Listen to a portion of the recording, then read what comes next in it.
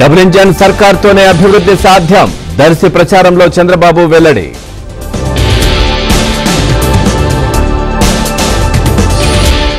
వైసీపీకి ఓటు వేస్తే మీ ఆస్తులు మాయం. గుడివాడ సభలో పవన్ కళ్యాణ్.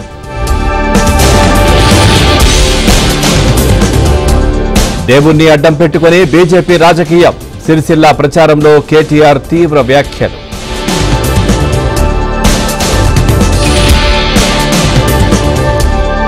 తెలంగాణకు వరుస కడుతున్న బీజేపీ నేతలు. రేపు కాగజ్ నగర్ బహిరంగ సభకు అమిత్ షా.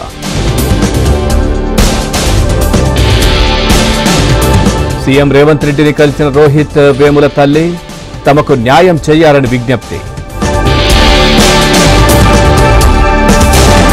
వైసీపీ నేతలపై ఏం చర్యలు తీసుకున్నారు? తప్పుడు ప్రచారంపై ఏపీ డీజీపీకి ఎస్ఈసీ లేఖ.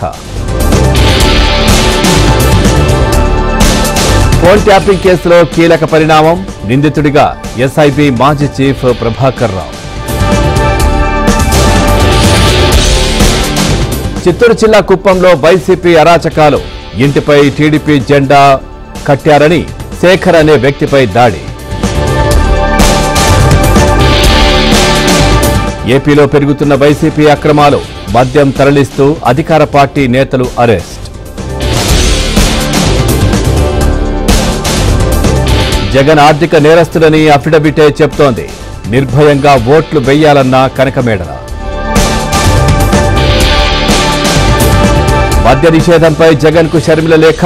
హామీ ఎక్కడా అని ప్రశ్నించిన ఏపీసీసీ చీఫ్.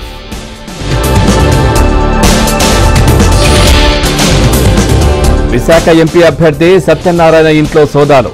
వైసీపీ నేత నివాసంలో ఫ్లయింగ్ స్క్వాడ్ తనిఖీలు. పులివెందులలో వైఎస్ భారతికి చేదు అనుభవం. పాస్బుక్ పై జగన్ ఫోటో. సమస్యలపై నిలదీస్తున్న జనం. కావలిలో భారీ కుట్రకు తెరతీసిన వైసీపీ. ఓటర్ల జాబితాలో భారీగా దొంగ ఓట్లు. గుంటూరు జిల్లా పొన్నూరులో వైసీపీ అరాచకం. పవన్ రాక కోసం ఏర్పాటు చేసిన హెలీప్యాడ్ ధ్వంసం. ఉదయగిరిలో రెచ్చిపోతున్న హోంగార్డ్ జనార్దన్ రెడ్డి. ఆనం నాలుక కోస్తా అంటూ తీవ్ర వ్యాఖ్యలు. సూర్యాపేట జిల్లా ఎల్కారంలో ఉద్రిక్తత. కాంగ్రెస్ నేత హత్య నేపథ్యంలో దాడులు. గాజులపల్లి దగ్గర భారీగా మద్యం బాటిళ్లు పట్టివేత. 44,000 మద్యం బాటిళ్లు సీజ్ చేసిన పోలీసులు.